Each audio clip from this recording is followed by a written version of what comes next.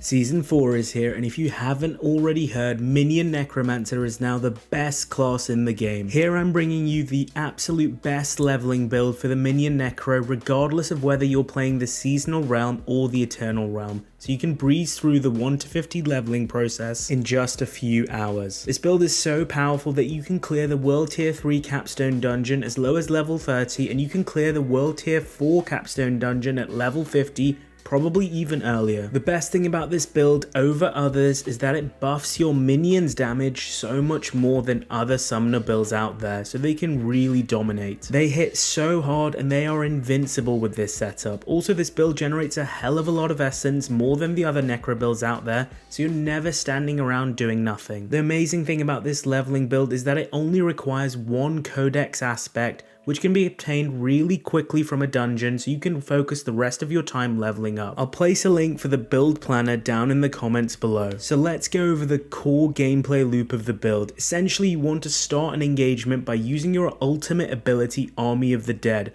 which raises both the maximum amount of skeletal mages and skeletal warriors. We then use our main skill, Blight, which deals damage and then leaves an area which causes further damage over time. The main reason we use Blight over other abilities is because of Supernatural Blight, which boosts our minions' damage by a whopping 20%. Our second ability, Decrepify, slows enemies and weakens them so they damage you less. And then with Abhorrent Decrepify, enemies hit while afflicted have a chance to reduce any active cooldowns by 1 second per hit, which is really going to help bring down the cooldown for your Army of the Dead ultimate ability. Throughout this process, we're going to be creating a ton of corpses. Remember to use the Raise Skeleton ability every 8 seconds, because this is going to summon a Skeletal Priest, which further boosts our minions damage by 30%. And then anytime you run out of essence, you can spam Corpse Explosion, which is going to cause a lot of damage, AoE, and it's going to generate a ton of essence thanks to Grim Harvest. Only for the first 10 to 15 levels, depending on your renown, is there going to be a difference to this setup. We use Blood Surge for those very early levels because it's better for damage, and then afterwards our minion damage is good enough, and then we completely switch over to Blight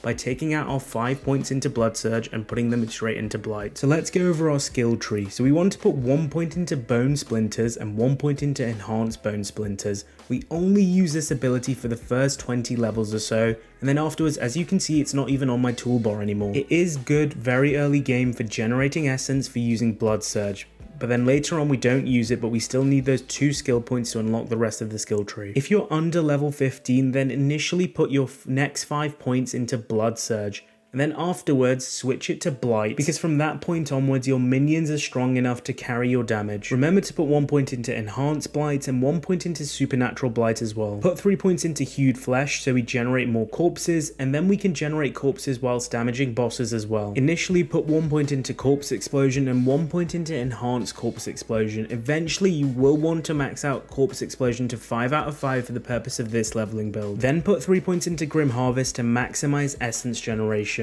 We then get 3 points into Skeletal Warrior Mastery to boost minion damage. Fueled by Death, we do put 3 points in, but we do this later on after unlocking more abilities. Next, put 1 point into Decrepify and 1 point into Enhanced Decrepify and 1 point into Abhorrent Decrepify. Put 3 points into Skeletal Mage Mastery for more minion damage. Again, the 3 points into Amplify for more damage, and the 2 points into Death's Embrace we do get, but we get this later on. Around this point, you should have unlocked the Army of the Dead ultimate, which summons all your minions and extra exploding volatile minions for 7 seconds. Put 1 point into Prime and Supreme Army of the Dead as well. Next, unlock your key passive, Karlan's Edict, which is going to massively buff your minions' attack speed. Around this time, you should have unlocked your Golem through your level 25 class quest. Remember to put the Golem skill on your toolbar to automatically summon your Golem. This ability is also our only unstoppable ability, which will break crowd control and help you survive moments when you lose control of your character. Put 3 points into Golem Mastery now for more Golem damage, and then we go back and get all the passives in the skill tree. 3 points into Inspiring Leader to boost our minions' critical strike chance, 3 points into Hellbent Commander to boost minion damage when we're near them,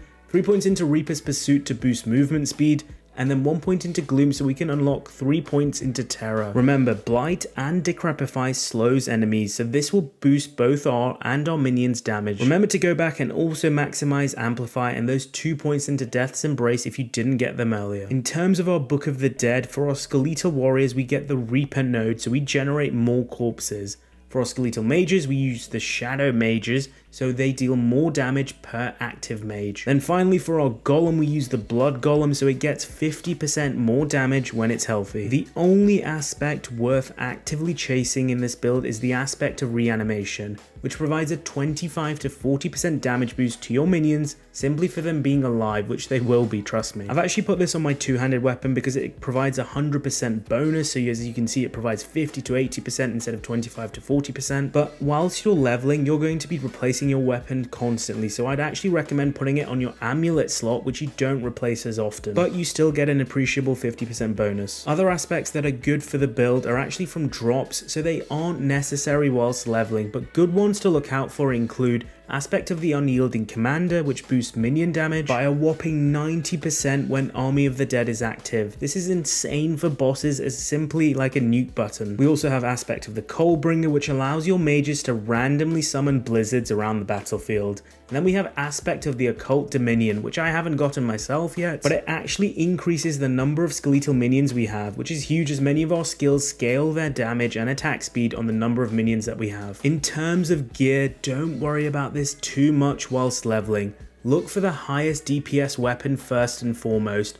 I liked using a two-handed weapon so I didn't have to worry about two drops with a one-handed weapon and focus. Look out for percentage damage, which is going to be a flat increase for you and your minions. This is also one of the affixes you should temper whilst leveling on your weapons, amulet, gloves, or rings. Tempering is now super cheap, so you should temper a few good items here or there, or if you're trying to push the capstone dungeons early. Speaking of capstone dungeons, if you are struggling for survivability, make sure to temper resistances onto your armor if you want to attempt them early, as that will help you survive the most. If you're struggling with hell tides in a higher tier when you're low level, then look out for fire resistance, as most damage tends to be fire based on hell tides. Again, for gems, don't worry about these too much whilst leveling, but if you do want to craft some, I put rubies into my armor for more life and emeralds into my weapon for more critical strike damage. And now for the actual fastest process for level 1 to 50, World Tier 2 is unanimously better than World Tier 1, as the XP boost got buffed significantly. And this build shreds World Tier 2 right from the get-go, so honestly it's not worth running World Tier 1 anymore. And then the fastest method for 1 to 50 is simply just spamming Hell Tides. It honestly couldn't be any easier this time around. So there you have it, my Blight Minion Necro leveling build. That is an absolute powerhouse for level 1 to 50, and I'm going to bring you a complete version once I do reach level 100, which will include Paragon nodes and so on and so forth. If you liked what I talked about today, remember to smash the like button and subscribe to the channel for more Diablo builds as we get deeper into Season 4. I'm Mr. Ronit, and that's it for today. Peace out, guys.